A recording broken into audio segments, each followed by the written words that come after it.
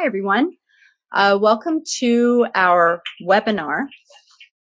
My name is Kerry Belanger, and I'm the editor of SpudSmart magazine and SpudSmart.com, and today I'll be acting as your moderator. Now, the whole seed model has been used in Europe for some time and is becoming more popular in the United States. The practice has had low adoption in Canada. However, that may change. Is a whole seed system possible for Canada? We'll be looking into that today, as well as exploring the pros and cons of planting whole seed and cut seed pieces. But first, 1 minute. First, I'd like to thank our sponsors, McCain Foods and BASF, for their support. I'd also like to take care of a few housekeeping items at this time. This webinar is being recorded and will be made available on SpudSmart.com following the event. For audio purposes, all microphones have been muted with the exception of the speakers, but we do welcome your input. If you have a question or comment, please share it in the chat box with us and the other audience members. Today, we have 3 guest speakers. Shaun Brenn is co-owner and president of Brenn-B Farms. Milt Carter is chairman of the board of CSS Farms. And Shaun Pelkey is the agronomy manager for McCain Foods Valley Farms. So today, we're going to discuss the pros and cons of planting whole seed and cut seed pieces. We're going to be discussing whole seed size distribution and seed sizing capabilities. We're going to look at whole seed commercial trial results, as well as next steps for the industry. Please type your questions or your comments into the chat box at any time during the webinar. We may stop at the end of each guest speaker for a few questions, and there will be an opportunity to ask more questions at the end of the webinar. Our first guest today is Shawn Brenn. Shaun studied ag business and horticulture at the University of Guelph. He is currently the president of Brenn-B Farms Limited, a 4th-generation farm located west of Waterdown, Ontario.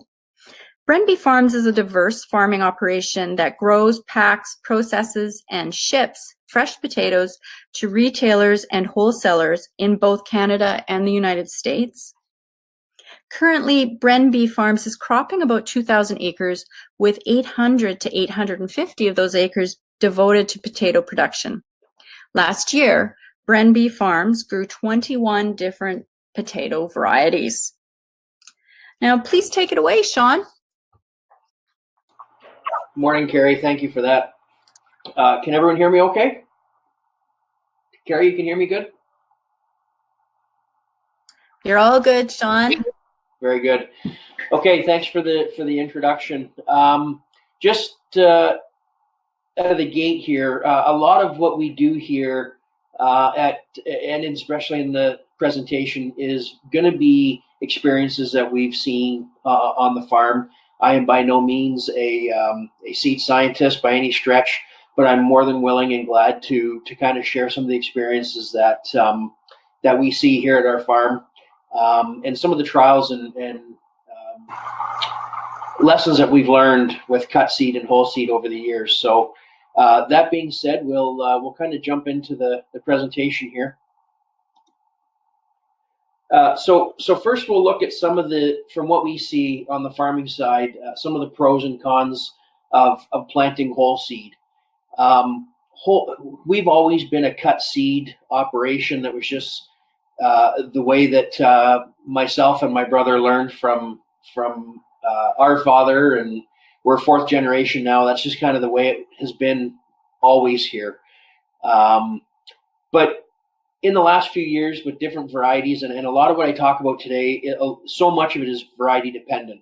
And so what we were seeing before were issues with seed piece decay, and a lot of that happened at the same time that liquid seed piece treatments became available. So some of the advantages that we see right now from a whole seed perspective, and probably the biggest one, is less risk of seed piece decay or infections. Without that cut surface exposed, the risk is much less. Furthermore, there's more eyes that populate stems, so we see increased stem counts. A lot of that has to do with the physiological age of the seed, but general rule of thumb, we generally see more stems per plant on whole seed. With that, we see increased tuber set, which for some people can be a pro and a con, depending what end goal you want for your crop. We see stronger plant vigor. Again, that comes with the physiological age of the seed as well, but general rule of thumb for us with whole seed, we do see a bit stronger plant vigor with whole seed. The tuber size seems to be a bit more uniform, and that primarily is because there's a heavier set, but also when you get cut seed, we see unless you are pre-cutting and suberizing the seed, which we don't do here. I'll get into that a little bit later. We get a little bit more inconsistency in how uniform the emergence is with cut seed at times. And again, that can be very variety related. Certainly with whole seed, we get a much more accurate seed spacing. Seed populations are more uniform. And that ultimately translates into just higher efficiencies. And then without saying, there's much less chance of seed piece blanks when you're dealing with whole seed.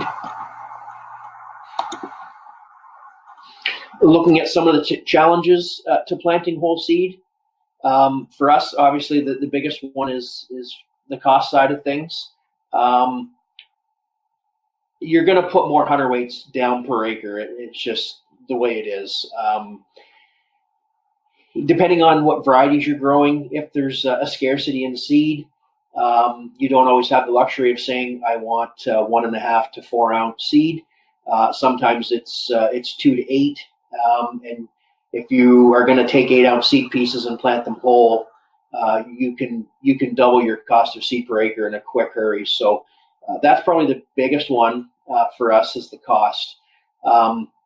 Furthermore, less seed availability or quantity of seed available. So again, certain varieties, there's just limited supplies. And so if you want that variety and you have to have whole seed, you've got a tough decision to make there. Bit more difficult to get good coverage of seed piece treatment on a whole seed potato. When you cut seed, you get a little bit of residual moisture from the cutting process that helps spread that seed piece treatment, and it does give you a bit better coverage. So that's to me, it's not a huge concern, but it is definitely a challenge. More difficult to size and bulk up certain varieties. So if we're looking to capture something on a chef market or premium poly packs or whatnot, generally those specs from a fresh perspective are a stronger size profile.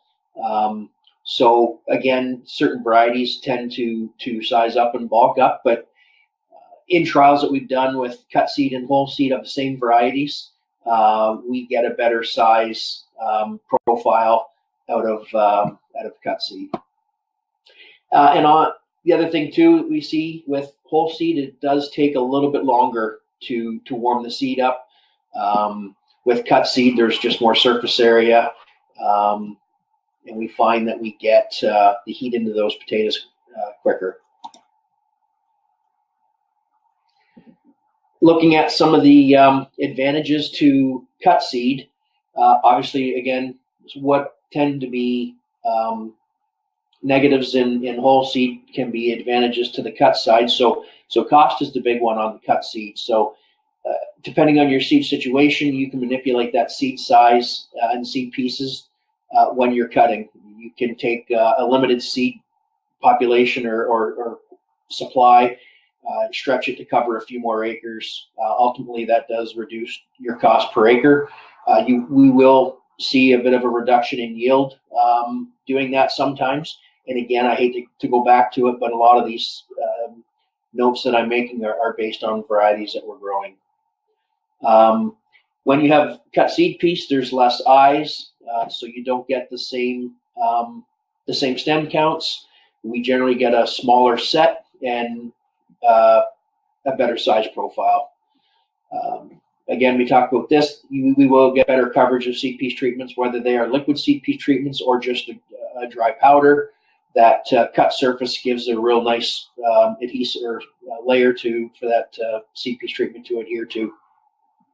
The other big advantage on cutting seed is you can look at seed coming in and think that it looks really, really good. It only takes one bad seed piece to cause a disaster. So as you're cutting that seed, you can better see some of the internal issues. We always have staff there that's grading anything that we are cutting, and it gives us a second opportunity to pull out something that you may not see originally. Challenges to planting cut seed, and the big one for us is seed piece decay. So much of this is environmental.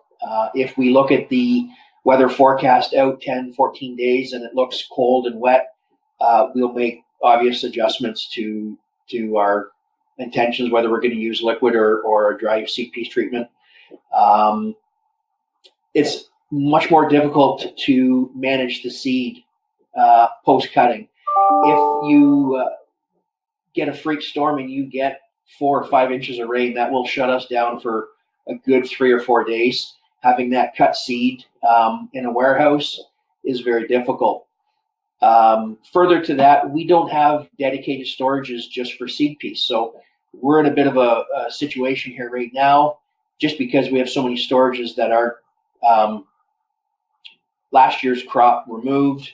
The storages have not been disinfected and cleaned out, and so we're struggling to get space to bring seed in. That's the same for us, even after we cut. If people are in a situation where they're able to cut their seed and suberize it for a period of time, I am not opposed to that theory at all. We're just physically not set up here at our farm to handle seed like that. So the environmental conditions are a big one. We have certain storages that have refrigeration in them to maintain a good temperature for that cut seed, but right now those storages still have old crop potatoes in them that we're storing out that are here longer than we'd anticipated. So lots of different things for us go into decision making, which don't always make perfect sense. It's just unfortunately the situation that our farm is in. So with cut seed, we have a cut planter, so our planting speeds are a little bit slower. If we have big size seed, and even after we're cutting it in a 2 or 3 piece or seed, a 2 or 3 cut, some are 4. They don't ride the cups as well in the planter. We slow our ground speeds down, turn the shakers down on the planter to make sure that we're getting the proper seed distribution, which gives us a little bit less efficient. We don't get as many acres planted in a day. We do see increased seeds and plant escapes because if we do cut, we're finding more and more varieties that, and again, this is variety specific, that have some type of apical dominancy to them. So you get that first sprout to come out. If you cut it, sometimes that the next ones don't always populate as quickly as one would think. So we get a lot more blanks. Again, it comes into certain varieties. Let's go to the next one here. So in conclusion, is whole seed better than cut seed? We're leaning more towards whole seed if we can get the varieties that we want and the supplies that we want, because the risk factor's much less. It really depends on a type of different factors, and I've listed a whole bunch here, and I touched on some of them briefly, but if you don't have the proper building infrastructure and space to be able to suberize your seed, and I've showed a couple of pictures off to the right here. If you've got something old-fashioned that has very poor air circulation, you're not going to want to cut and treat seed and put it in a building and just cross your fingers and hope for the best. There's a lot of money invested in these seed potatoes, so you want to make sure you're doing the right job. Again, the weather plays a huge role in how we decide what we're going to do. And if we have the varieties that we want that are whole seed, again, it takes a little risk off the table for us. Again, I touched on the planting equipment. We use cup planters here, so B-side seed rides in the cups very well. And that's part of the reason that we don't have to put the extra staff on the back to make sure that nothing's getting clogged up or bind in those hoppers. Varieties are a big one, like I had mentioned, or Kerry had mentioned before. We grew 21 different acres, or 21 different varieties last year. They're not all huge acre varieties, but it gets tough to manage that many different varieties. Target market, if you're someone that's selling majority smalls or creamers, you're not going to want huge potatoes. So if you have whole seed and you get a higher set, that might be a desired quality. For ourselves, we do more on the retail side. We're looking for larger potatoes majority of the time. So that plays a role into sometimes we'll take a variety and cut it just because of what our target end result is. Soil type plays a big role as well. If you have a heavier soil that doesn't drain as well, you might want to not think about using cut seed. It's just going to be tougher to get that crop or that sprout out of the ground. Seed availability, the physiological age of seed. There's just so many different factors that go into this. We've spent a lot of time over the last 4 or 5 years with a research plot on the farm here, looking at different varieties. The reason we do our research plot is more on a variety trial and trying to see something that works good on our farm, not so much comparing the pros and cons of whole seed versus cut seed. If the samples of seed that we get in have some B-size seed in there, we'll plant them at one end of that variety plot versus the ones at the other end that are cut. And we can gauge some results that way, but we don't have the availability to do that on all of our varieties that are in our test plot.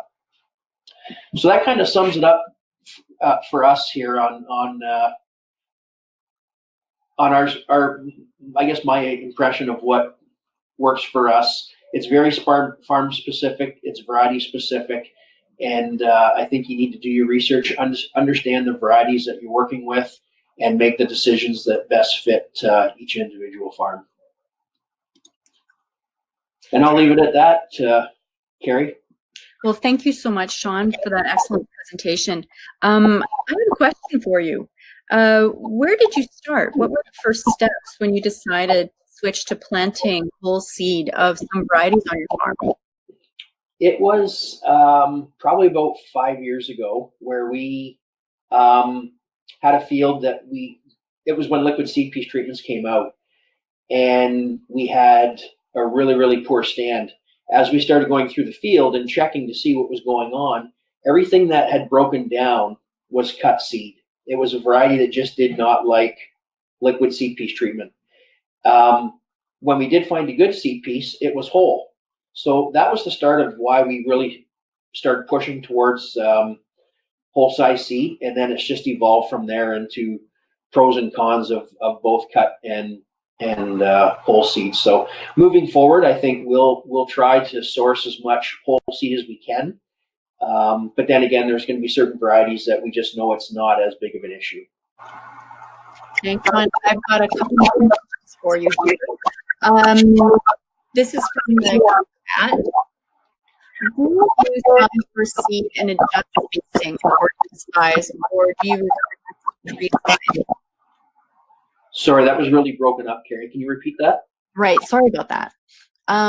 Do you size your seed and adjust spacing according to size, or do you request pre-sized seed, or can you even get that?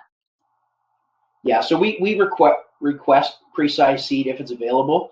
If it means not getting a variety, then obviously we'll take the varieties that we want and deal with the seed here. Depending on what the uniformity of the size looks like, if it's a real mixed bag, yes, we will pre-size seed and try and strip the Bs out and handle them separately from the larger stuff that we'll cut. Thanks, Shaun. One more here. Let's see here. For whole seed, do you segregate into various whole seed sizes? I think we covered that bit. But this part, do some sizes seem to set or act differently? Sorry, say that one more time. Do some sizes of seed seem to set or act differently? I don't find that. If it's cut versus whole, yes, but just different sizes of whole seed. Again, it's more variety related. If the more eyes that all produce a stem at the same time will influence a size profile. A variety that has less eyes is going to set less stems and ultimately probably give you a larger size profile tuber.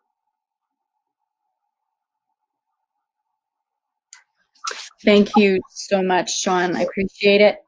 Stick around because we might have some more questions for you at the end. In the next segment, our guest is Milt Carter. Milt has been passionate about growing potatoes for more than 3 decades. His company, CSS Farms, grows chip, table, seed, and specialty potatoes across 13 U.S. states. Almost 20 years ago, CSS Farms developed a vertically integrated seed supply chain with isolated seed farms and a state-of-the-art mini tuber greenhouse. Milt's extensive knowledge on planting whole seed comes from years of production experience. Milt, the floor is yours. Thank you, Kerry. Can you confirm that you can hear me all right? Hi, Milt, you're coming through just fine. Okay, thank you.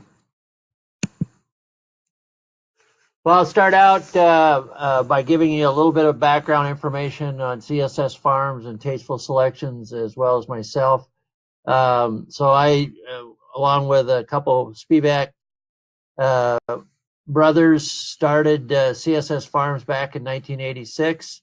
So this is our 33rd year. And then we did a partnership with RPE and started Tasteful Selections in 2010, and that's a baby potato business that's based in Bakersfield, California. So our business is divided into 4 categories. We have we grow chip potatoes in 6 locations across 4 states. We grow baby potatoes in 9 locations across 3 states: California, Arizona, and Nevada. We grow seed potatoes in 6 locations in 5 states, and that they include Wisconsin, Nebraska, Colorado, Idaho, and Oregon. The Colorado location is a mini tuber facility. And in the Pacific Northwest and the tri-states, we do onions plus chip and fried potatoes. Our total footprint is roughly 25,000 acres of potatoes, 1,500 acres of onions, and 10,000 plus acres of other crops. As Kerry mentioned earlier, we're vertically integrated in seed, so we start out with a tissue culture lab and mini tuber facility in Colorado, where we utilize nutrient film technology to produce the mini tubers. And then we have early generation seed farms in Nebraska and Wisconsin, and later generation seed farms in another location in Nebraska, plus locations in Idaho and Oregon. So relative to whole seed, Eric Allen with Cambridge University Farm in England is the guy who kind of got me started down the road of, or got CSS started down the road of looking hard at whole seed. Being from England, he was used to that system over there, and really thought there were areas where it would provide benefits to CSS Farms and to other growers in North America. Certainly, the biggest advantages probably come with varieties, yellow and red and chip varieties, as opposed to maybe the traditional russet Burbank for French fries. But In any case, one of the biggest adopters in the United States is a big russet Burbank grower for French fries. So, and the reason is that what we've seen in our operations, and they've seen as well, is that if you do everything right, you can increase the revenue per acre generated by using whole seed versus a cut seed. And by that, I mean revenue per acre on an adjusted basis where you subtract out the cost of the seed that you're using. And a lot of that is because it allows you to maximize your incentives related to tuber size. So frequently, for example, on French fry contracts, there's incentives related to greater than 6 ounce, and also incentives related to bruise free. And by having the right, having the bulk of your production in the right size category, you can do a better job of maximizing those incentives. And especially in the French fry industry, whether you make a profit or not depends upon whether you maximize those incentives. Just the base price of the contract doesn't allow you to make any money. The reason that you can do this is when you use whole seed, you can generate a more predictable number of stems per acre, which in turn allows you to produce a more predictable number of tubers per acre. And basically, if you do enough research, you can define that for a particular contract in a particular region where you've got a particular reasonable yield target, there is a tuber population or a close range of tuber populations that'll maximize the value of the crop. And by using whole seed, you can get closer to that target.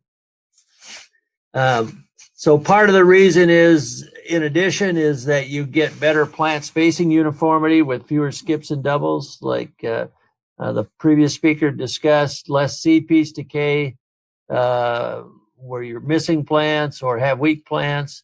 And another huge advantage for whole seed is if for some reason you had a significant disease problem, of course, ring rot would be the worst one, you get significantly less spread when you plant a whole seed versus when you cut it. The other thing that you get out of whole seed is more uniform emergence. And this is somewhat, most people wouldn't think that, because when they plant, they see whole seed and cut seed planted side by side. They frequently see the cut seed come up quicker, and that's generally is the case.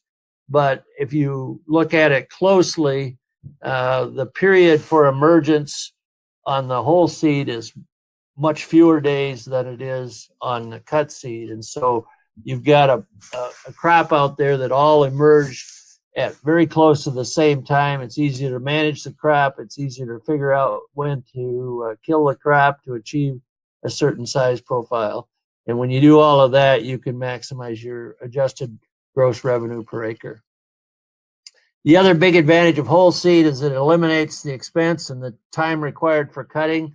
And that's a pretty big deal on our farms. Once we've converted them to whole seed, you know, they would fight you tooth and nail if you wanted to convert them back to cutting.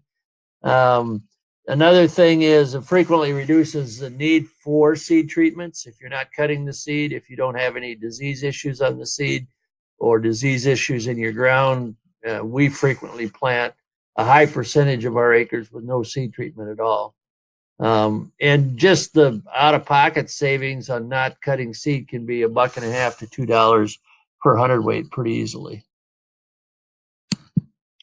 Some of the other advantages of whole seed is that you can usually plant a little faster because the main reason is that with whole seed, it tends to, the role of the whole seed in the seed furrow as you're planting is more uniform. And so you can go a little faster without hurting your plant spacing uniformity. Of course, depending upon what planter you have, you're still limited on being able to effectively fill your cups or whatever it is you're using to plant with. The other thing that a lot of people don't understand is that you can plant smaller seed pieces, say seed pieces in the 1 to 1.5 ounce category, and get a really good crop with them. If they're planted separately from the bigger size seed pieces, whereas if you were just planting 1 to 1.5 ounce cut seed, typically those are slivers that don't perform very well, whereas in the whole seed they'll perform well. And when you separate that out, you can actually plant significantly less hundredweights per acre of that smaller seed and still get the same crop. I know of one grower that plants, where they're planting 18 bags to the acre normally.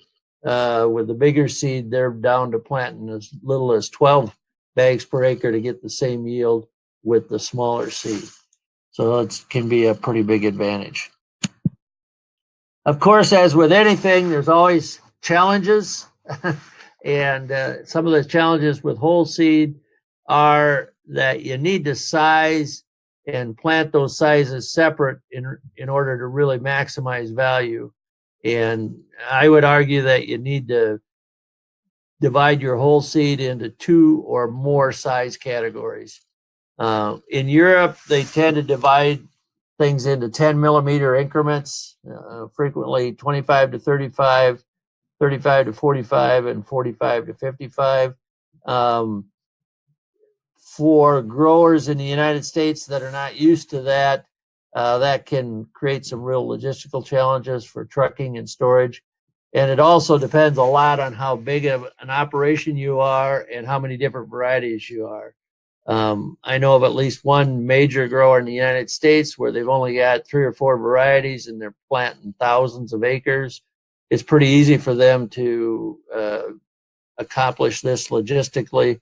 Whereas if you're a smaller grower, like the previous speaker, and you're planting 21 different varieties, trying to split those into different sizes would be a big challenge. A second big challenge that we run into is that on the russet type varieties that are elongated, that sizing them is really difficult, especially if the commercial grower is going to want to use a cup planter to plant them with, because a lot of times when you size them with the typical equipment, where you're sizing them by diameter, you'll end up with a lot of tubers that are too long and create problems in the cup planters. One of the things we're doing is switching to belt type planters to deal with this issue, and I think that long term that's a way the industry may have to go, to the extent that growers switch to planting a higher percentage of whole seed. The other big challenge for whole seed in North America is that producing whole seed with low setting varieties is difficult and expensive, somewhat like the previous speaker said. And over time, Europe has tended to select for high set because they had a whole seed system, whereas the United States has tended, or North America has tended to select in their breeding for low set in general, and because they were cutting the seed, and that makes it difficult if you've got a variety that's only going to set 5 or 6 tubers versus one that's going to set 15 or 20. So that's challenges of whole seed. A few other challenges on whole seed is, if for the seed grower, you really, if you're going to try and produce mostly whole seed, you're going to end up with a fair amount of that seed in the smaller size category that you're going to want to try and capture. And in order to do that, you really need to be growing on sandier ground. Otherwise, you bring half the farm to the storage with you.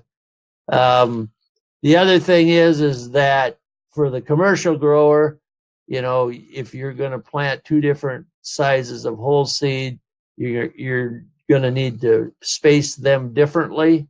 And of course, some operations, handling that complexity is not something they want to do.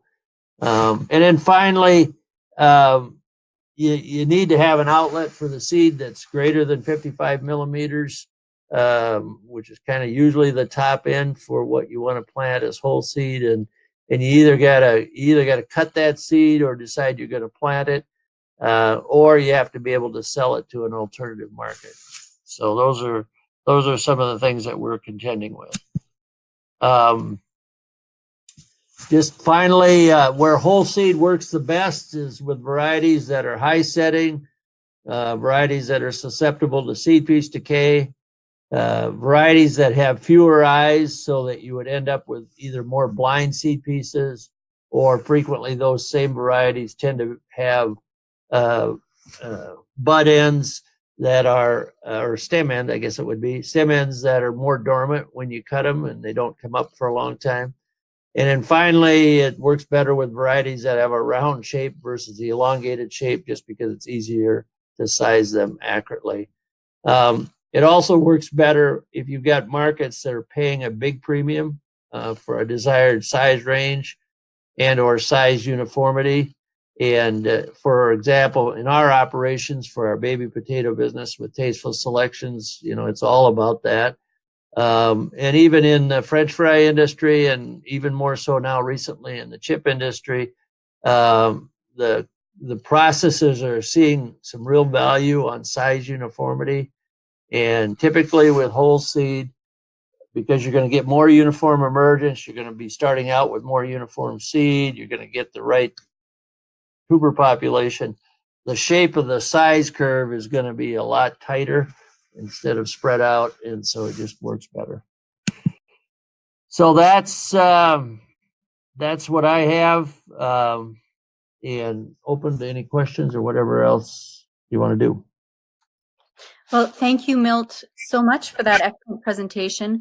There are a couple questions here that we could address right now. First question is, do you feel you have been able to adopt planting whole seed more readily because of your vertical integration? Yeah, I'm sure that is the case, and also maybe the size as well, because what we've done frequently is we'll send, we'd like to produce, our targets are like maybe be able to produce 75 or 85% of the crop being whole seed size. But sometimes that doesn't work out that way. You get down closer to 50 or 60%. But in any case, what we'll do is we'll send all whole seed to one farm, so that they don't have to have cutting equipment or be set up to do that, and send the other seed to a farm that is set up to do cutting. The other thing is in order to produce a high percentage of whole seed, you've got to start out with a lot more mini tubers and the lab, and then higher planting rates for field year 1 and field year 2. And since we're vertically integrated and our own customer, yeah, that's definitely made it easier.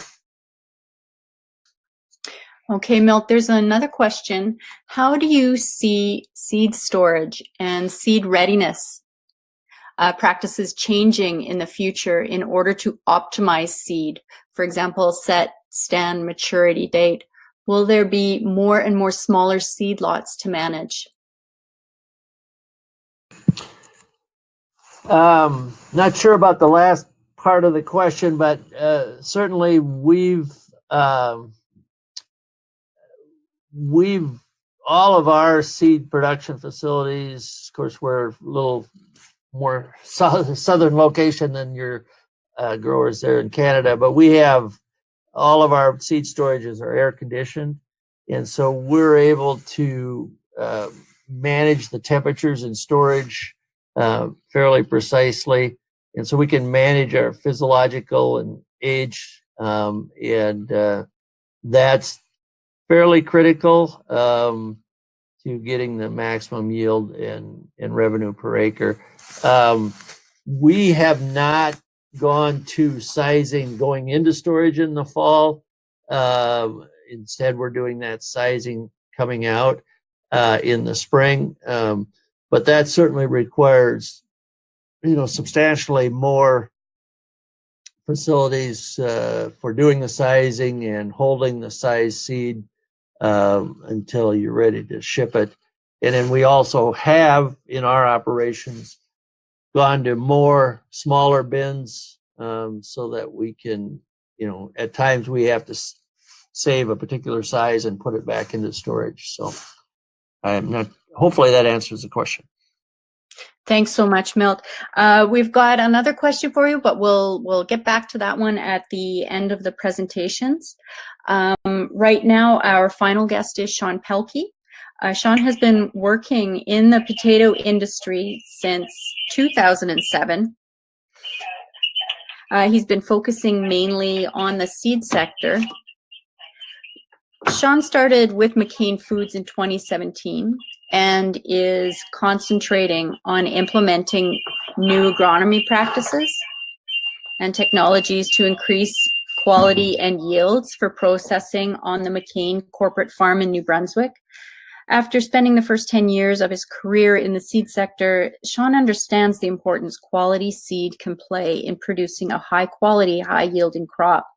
Although he admits there is no silver bullet when it comes to management practices for increasing yield, he says whole seed can be a big win management practice moving forward as the advantages outweigh the challenges. He believes this is an important step to moving the industry forward. So please take it away, Shaun. So just to give a quick introduction on what I'm going to present this afternoon is I'm going to talk about some of the challenges and advantages. Some of them will be similar to what Milt and Shaun mentioned during their presentation, but this will give you a feel for what we're seeing from the McCain Food side. And then I want to look at some of the whole seed size distributions and kind of how we handle it. Look at our plant revaluations, emergence versus whole versus cut. Similar to Milt, we are seeing a difference there. Looking at our stand and stem count numbers. One thing I'll talk about a lot today is stem count and tuber populations. That's kind of how we're judging our population and how we can kind of maximize our yields. Then I will finalize with some of our Valley Farm whole seed results for 2018. Sorry, gotta go the other way here. So basically, the major advantage that we're seeing is it just simplifies management. This to me, this is huge, and it's sometimes often overlooked. But there's less handling by the end user. When you receive your seed, you put it on the floor, and you're not moving it again until it's time to go plant. You're not picking it up to cut, putting it back down if you're pre-cutting and then moving it to the field. You reduce the cost of seed cutting. Again, that could be anywhere from $2 to $3 depending, and you reduce the seed waste. So depending on the variation in your mother seed size, if it's very wide range, you can only set the cutter up to optimize so much. So with a very large range of mother seed, you're going to end up with more waste. Depending on the variety, we see anywhere from 2 to 5% of waste. So that to me is a real big one, simplifying management. And I think Shaun mentioned it as well earlier that, if you do get a big rain event and you got to stop and start planting, you don't have seed that is sitting in a warm truck for multiple days. So that's a big bonus. Another one that's often not always thought about is it economizes transport costs.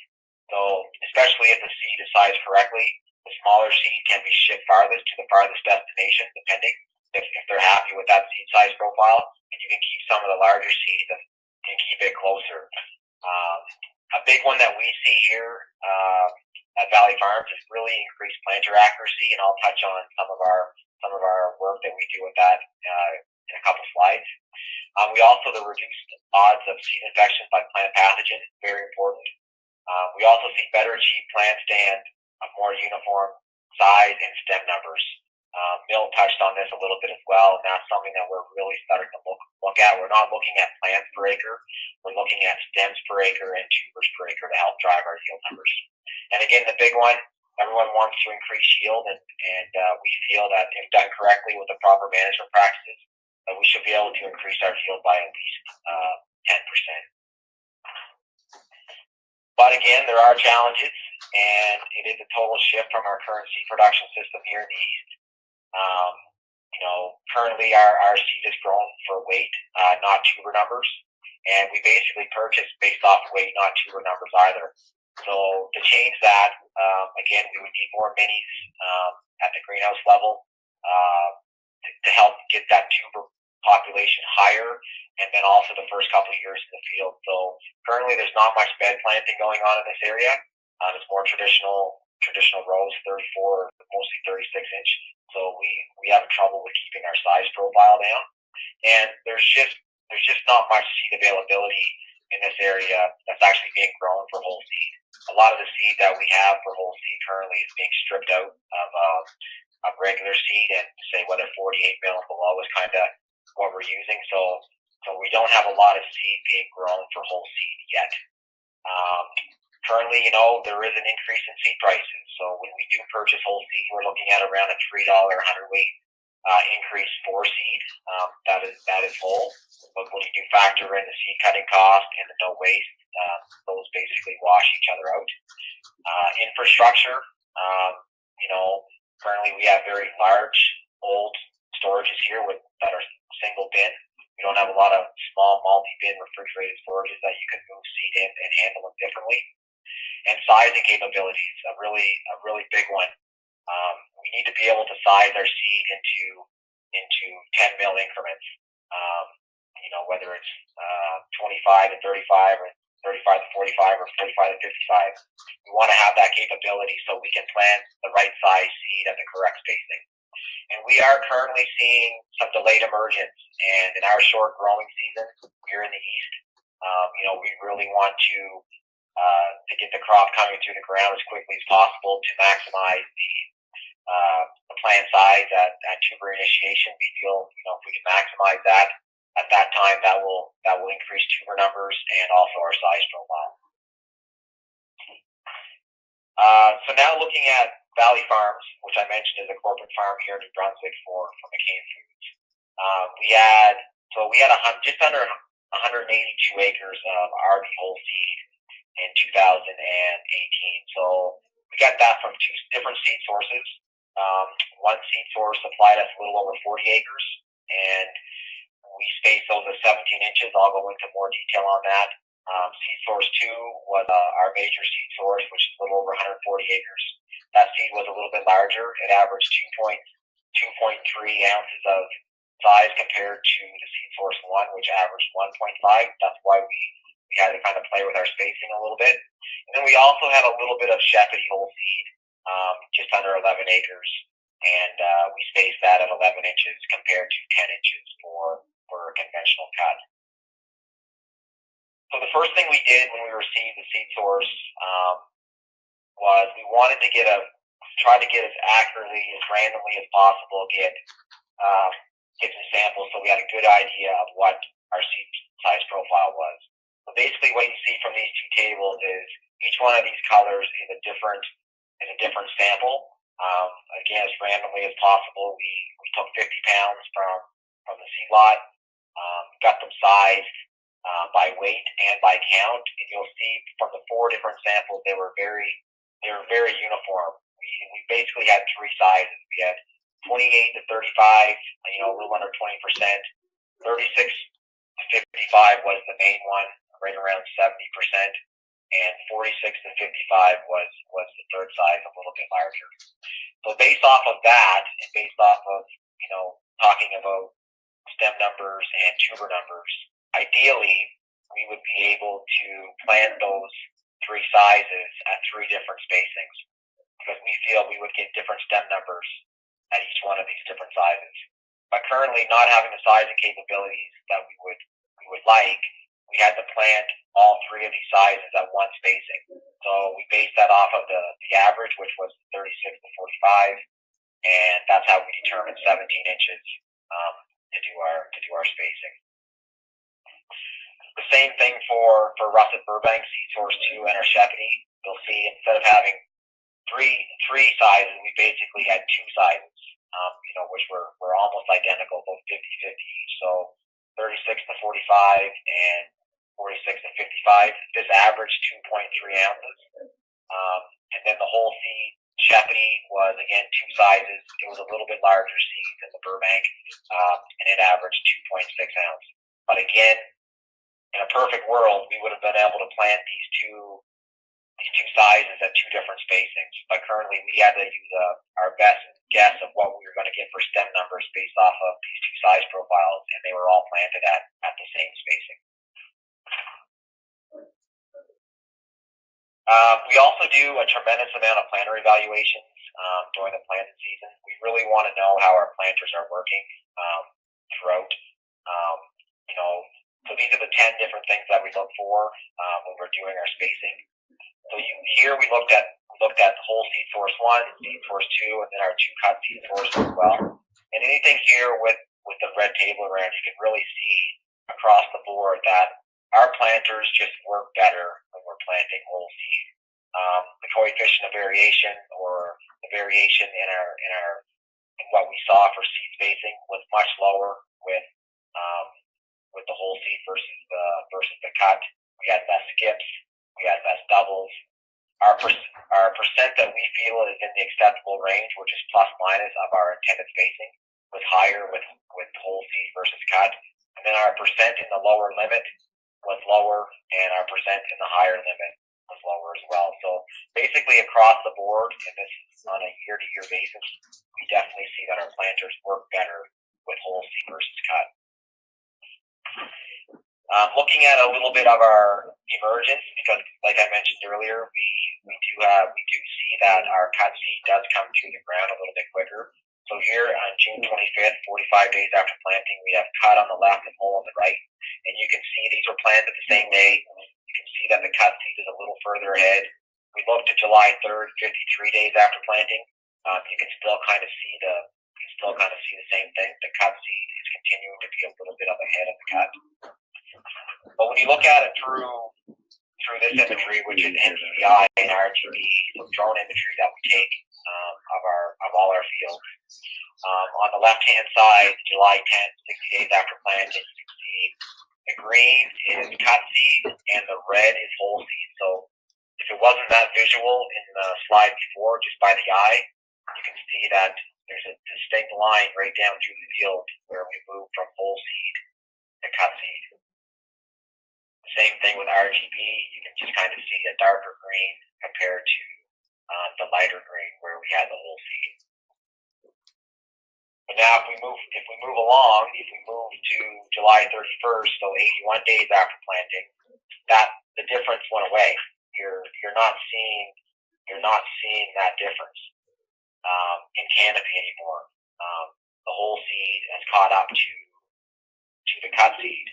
But it's like, as I mentioned, in our short growing season in the east, what we want to do is we want to maximize time it takes to get to 100% ground cover in our crop. And currently, we see that we can get to 100% ground cover quicker with cut seed.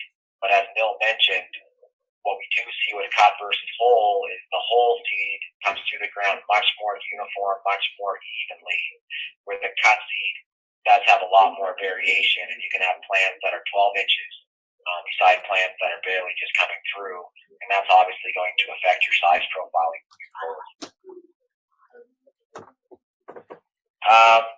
We also wanted to look at some stand and stem count numbers for whole seed versus cut. Again, we really want to be able to control our stem numbers. And by doing that, we feel that's where one of the big advantages are. But the big thing I want you to look at here is the number of gaps and the number of doubles that we found, which would have happened at planting when we went back out and did our stand counts, was the cut seed 1 and cut seed 2 had 3 times as many gaps as the whole seed. And with doubles, the old cut seed on the outside had more doubles than the whole seed. Again, this is going to affect your plant stand, and it's going to affect your tuber size profiling and your overall yield. So now looking at some of our trial work. So just to give you an idea how we kind of break out our trials. So basically, if you look at this table, we have our control is in blue and our treatment would be in red.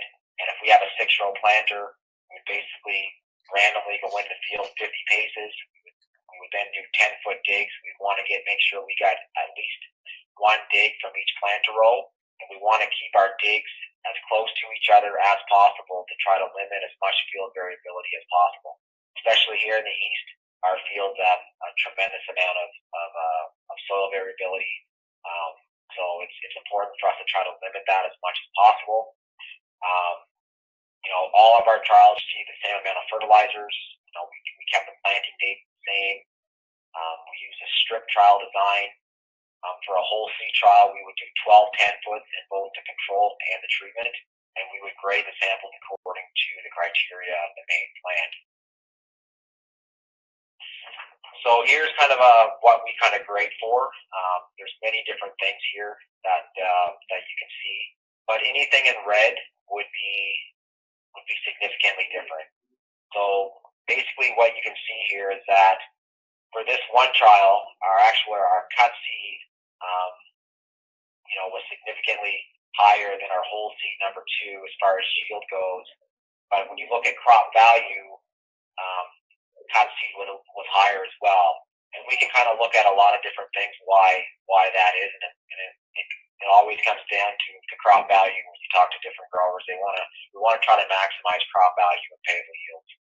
And we know that by not being able to plant our different whole seed in different spacings due to it all being sized together, that limited our potential to maximize our stem and our plant numbers. So in our whole seed 2, you'll see had more smalls, and it had less 10 ounce. Again, it was quite a bit larger. It averaged 2.3 ounces. So there was more stems. It was more tubers. So we ended up having less 10 ounce and more smalls because of the larger seed. Moving forward, knowing that, and we know our seed is going to be around that same size next year, we can adjust our spacing to hopefully drive our 10 ounce and our up and our smalls down to maximize the yield and the crop value. This is our second trial, and this just compared the same seed source, whole versus cut. You'll see here that, again, anything in red is significantly different.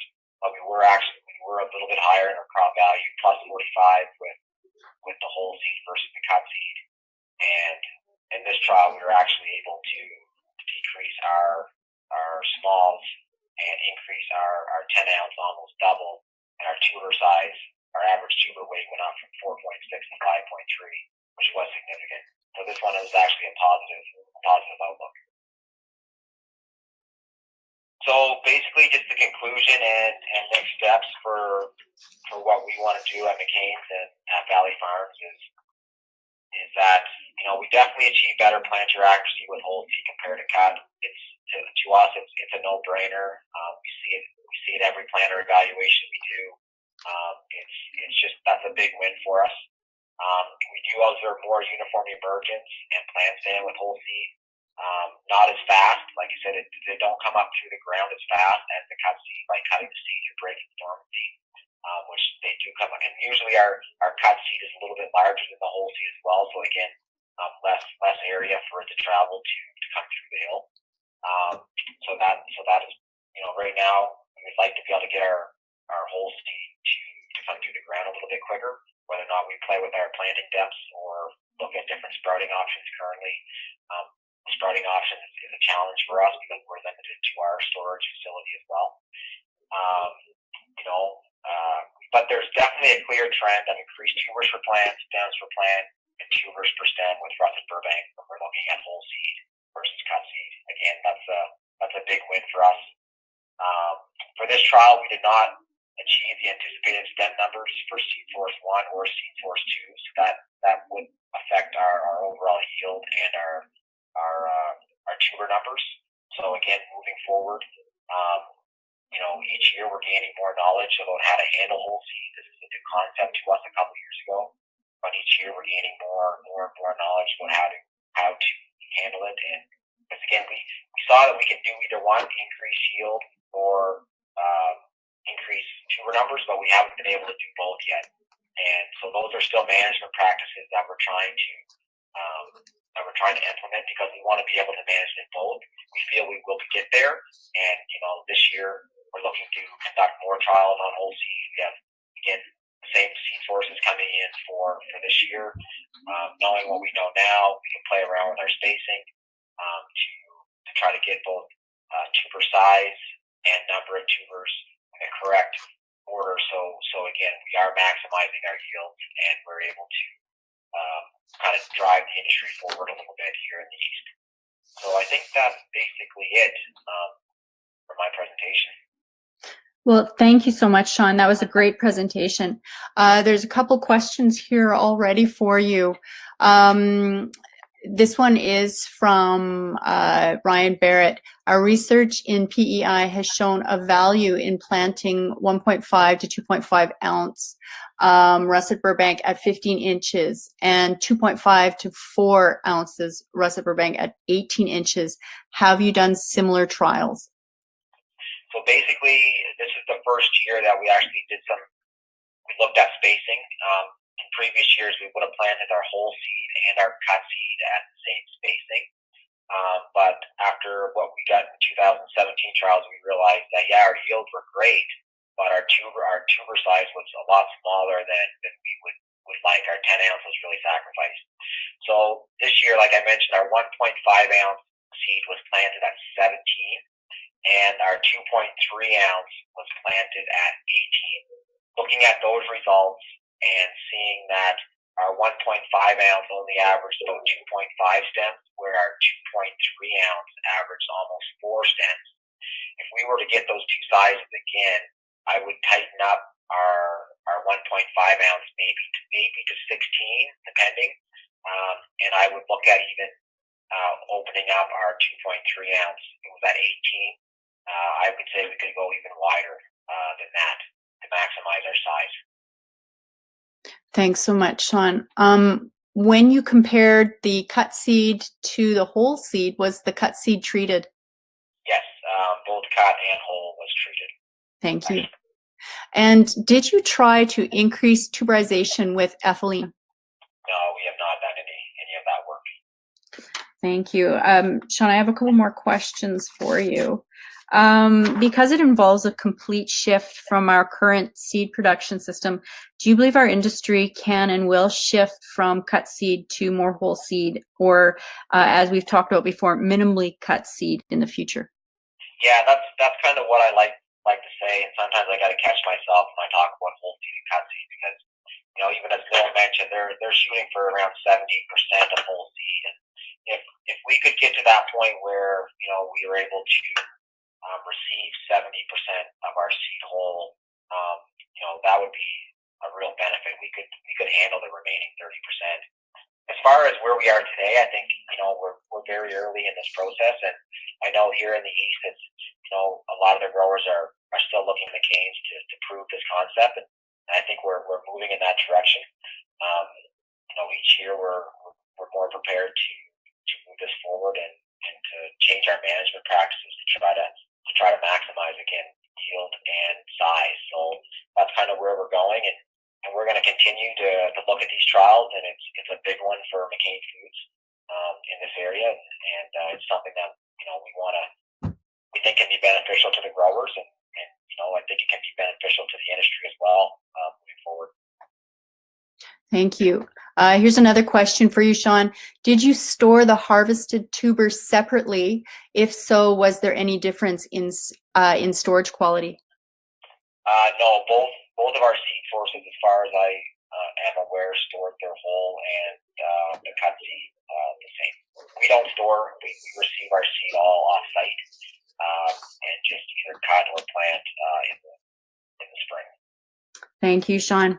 I'm just going to circle back now to a couple questions that we had previously for Shawn Brenn and Milt Carter. First, Shawn Brenn, I'll just ask you a couple questions. Did you ever green sprout specific varieties? If so, what varieties? No, we've never taken up the practice of green sprouting, not intentionally, anyways. Shaun, do you break into different whole seed sizes and plant them differently? For example, 1.5 to 2.5 ounces, or 2.5 to 3.5 ounces. Yes, it really depends on what the seed lot looks like coming in. If there's a very small percentage, we probably won't make the effort. If it's a fairly uniform split where we would get 50-50 or a 60-40, and we see value in doing that, we will definitely split it out. Thank you. And Milt, I just want to finish up a couple questions with you as well. What sizing capabilities can the CSS seed farm provide? Sort of what size increments can your company offer? Generally, we're trying to do what we call small Bs and big Bs, and we can determine based upon the customer's needs where to split those. But typically, we're probably at about that 48 millimeter to split between small and big, and then depending upon the variety and the customer, they may not want anything below 35. And so that's kind of where we're at. Okay. One other question we had from the audience is, have you done trials with true potato seed, such as that is being developed in the Netherlands? We have not done trials with it. We're kind of keeping an eye on it, but we haven't done trials. Excellent.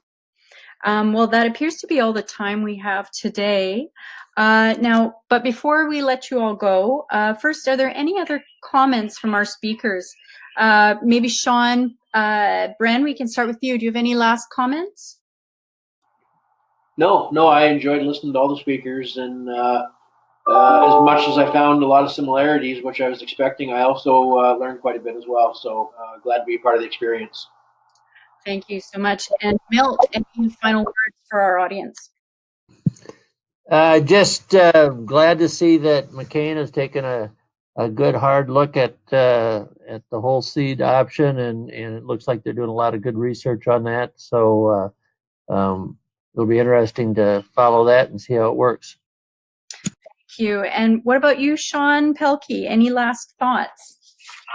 Well, I guess, I just want to again thank Kerry, you and BudSmart for asking me to speak today. You always learn something, and it was great listening to what Milt and Shaun had to say as far as their experiences on their farm. I think, CSS is definitely, in the U.S. is kind of leading the way. It's moving towards a whole seed system, and we think that we can really look at that here in the East as well. So we think there's a lot of opportunities there, and a lot of advantages. So we're looking forward to seeing where we are in 5 years. Thank you so much, Shaun. Well, I'd like to thank our guest speakers for sharing their insights and expertise during this SpudSmart webinar on planting whole seed and cut seed pieces. Sorry about that, audience. We have a bit of feedback there. I'd also like to thank our sponsors today, BASF and McCain Foods.